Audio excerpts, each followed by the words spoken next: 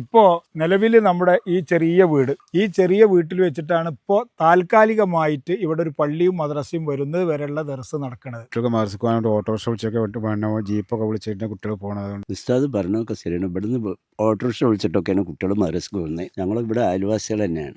ഇവിടെ അതിനൊരു പള്ളി ഇതൊക്കെ ആവശ്യമാണ്. അസ്സലാമു അലൈക്കും വറഹ്മത്തുള്ളാ. ഞാൻ വെങ്ങാട് ടൗൺ പള്ളിയിൽ മുദരിസ. എൻ്റെ അടുക്കൽ അൽഹംദുലില്ലാ 200-ലധികം വിദ്യാർത്ഥികൾ പഠിച്ച് വിവിധ ബിരുദങ്ങൾ വാങ്ങി ഇന്ന് നാടിൻ്റെ നാനാഭാഗങ്ങളിലും സേവനം ചെയ്യുന്നു. അതേ അവസരത്തിൽ ഇപ്പോൾ 3 പള്ളികളിലായി 100ഓളം വിദ്യാർത്ഥികൾ പഠിച്ചുകൊണ്ടിരിക്കുന്നു.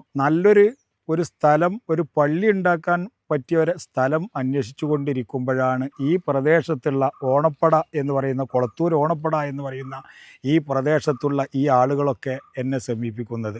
150ഓളം വീടുകൾ ഈ സ്ഥലത്തിന് ചുറ്റും താമസിച്ചു കൊണ്ടിരിക്കുന്നുണ്ട്. ഇവിടെ ഒരു പള്ളിയില്ല. ഈ ഭാഗത്ത് ഓണപ്പട ടൗൺ പള്ളി കഴിച്ചാൽ പിന്നെ ഈ ഭാഗത്തൊരു പള്ളിയില്ല. അതുമാത്രമല്ല, ഇവിടുത്തെ വേദനാജനകമായ മറ്റൊരവസ്ഥ, 2 കിലോമീറ്ററോളം ഈ ഭാഗത്തുള്ള വിദ്യാർത്ഥികൾക്ക് മദ്രസയിൽ എത്താൻ ആവശ്യമായി വരുന്നു. ഈ അവസ്ഥ ഇല്ലാതെയാക്കാൻ ഇവിടെ ഒരു പള്ളിയും മദ്രസയും ആവശ്യമാണ്. നിങ്ങളൊക്കെ കഴിയുന്ന സഹായങ്ങൾ ചെയ്യണം. പള്ളി ഉണ്ടാകണം, മദ്രസ വേണം. ആദ്യമായിട്ട് ഈ സ്ഥലം ഇത് രജിസ്റ്ററാക്കാൻ കഴിഞ്ഞിട്ടില്ല. ഏകദേശം 1 വർഷത്തോളമായി ഈ സ്ഥലം എടുത്തിട്ട് ഇതുവരെയും രജിസ്റ്ററാക്കാൻ കഴിഞ്ഞിട്ടില്ല.